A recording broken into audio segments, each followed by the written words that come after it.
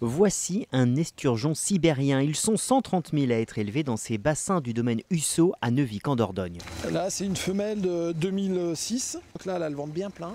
Et là, ce sera du caviar. Élevées en moyenne pendant 7 ans, les femelles sont pêchées au petit matin et directement envoyées au laboratoire à seulement quelques mètres des bassins. On est parti.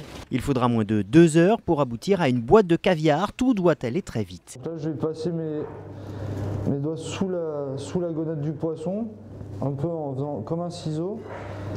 Et là maintenant, je fais glisser mes mains de façon à vraiment détacher cette matrice de l'abdomen du poisson en fait. Les œufs vont ensuite être inspectés à l'œil nu pour être triés par taille et par couleur. Il y a encore beaucoup d'étapes manuelles et où l'homme ne peut pas être remplacé.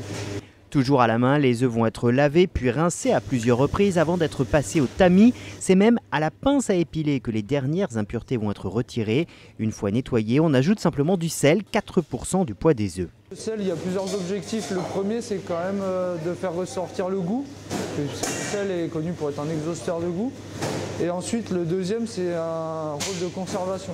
Une dernière fois égoutté, le caviar sera simplement mis délicatement en boîte à la petite cuillère, puis entreposé en chambre froide, ultra sécurisée, où les boîtes seront pressées pour faire ressortir l'excédent de jus.